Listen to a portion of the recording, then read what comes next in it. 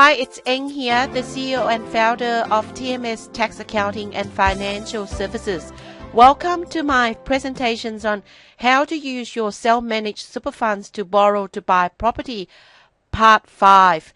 If you haven't watched my part 4 yet, can you please watch that, because this is the continuous of my part 4. I need to break this video up because otherwise it's just going to get too long. Okay, so please watch my part 4, then continue with this one. Okay, this is general advice disclaimer. The information that provided during this video are of indicative nature only and intent for educational purposes. So it has been prepared without taking into account your objectives, your financial situations and needs. So before you're acting on any advice, you should consider the appropriateness of the advice, having regard to your personal circumstances. So before making any decision, you should seek professional advice from a licensed financial planner and a tax professional. So I highly recommend that a personalized advice session should be undertaken before proceeding with any strategies outlined in this presentation. Okay, in my part 4 video, I talk about the steps like before you actually want to borrow using your self-managed super funds to buy property, then it's best that you actually see the licensed financial planner to see it's actually suitable for you, and then they will actually help you to prepare the plan. And then if it is, then you can actually set up a self-managed super fund with a corporate trustee, or if you already have an existing self-managed super fund, then check the trustee to make sure that it's actually allow you to do this type of transactions. And then you have to get a pre-approval of loan, and then after that you look for the property. And once you found the property, then we can set up a security corporate trustee to hold this property, because what happened is that this is like a bare trust arrangement. So the corporate security trustee will be the purchaser of the contract. And once we set up this, then we actually have to formally apply for the loan. And the borrower is going to be the trustee of the self-managed super fund. Then the next step is like we also have to set up a document called security deed or nominee deed for the property. And basically this is agreement. This is just a document, agreement to say that the bare trust is holding the property on behalf of the self-managed super fund. So what happened is that they just have the bare trust relationship. You also have to set up document called installment deed. So this installment deed is basically, it's an agreement between the self-managed super fund trustee and the security nominee that the property is to be held under a bare trust relationship by a security nominee. And the self-managed super fund trustee will hold a beneficial interest in the property at all times. And the legal title of the property is actually the security nominee. So until the loan is actually paid off, then the title will, or the property will transfer to the self-managed super fund. So basically this bare trust is not doing it's just holding the property on behalf of the self-managed super fund, but each bare trust is for one property each, for single property. So every time when you actually want to buy another property, then you have to set up a new arrangement. So one bare trust for one property. Then the next step is like we have to set up the minutes, because everything has to be documented. The documentation is very important. So we're going to set up a minutes for the self-managed super fund to say that it's actually accept and adopt and sign that they accept the investment strategy, that the fund is actually purchasing a property, and the borrowing arrangement is complies with section 67(4)(a) of the CSAC, and all the legal documentation's been signed, and that the PDS is not required. So everything has to be documented. The documentation is very, very important. Then another very important document is the statutory declaration. This statutory declaration must be, it depending on the state that you are in. But what it is just to say that it's telling the stamp duty, the stamp duty office that even though the legal title is under the security nominee's name, but it is actually for the Cellmaster Fund.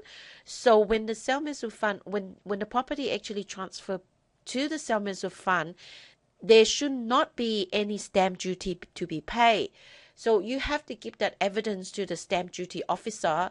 So this document is very important and you must keep it safe, because otherwise you might be ending up paying another stamp duty, because if you're going to transfer the title from security nominee to the trustee of the Cellmaster Fund and if they don't know this sort of arrangement, then it probably end up paying another stamp duty. So that's why the paperwork, it's very, very important, and you must get some the solicitors that actually experience in doing this sort of transactions to help you to get all this done properly. Because otherwise, if you actually have to end up like 10-20 years later, and if you actually have to end up and paying the stamp duty again, then it's just defeat the purpose, because stamp duty is actually costs a lot of money. So now when you got all those documents, I mean all the documents that I've just mentioned, now the contract can now be exchanged, and the purchaser, just make sure the purchaser of the property is actually the security trustee, and then you settle. So after your settlement, what happened is that we also do all the compliance work for the self-managed super fund as well. So in the balance sheet of the self-managed super fund, the property is actually shown as an asset and not investment in the trust, because you have to classify this sort of transaction, right? Otherwise it's going to causing problem.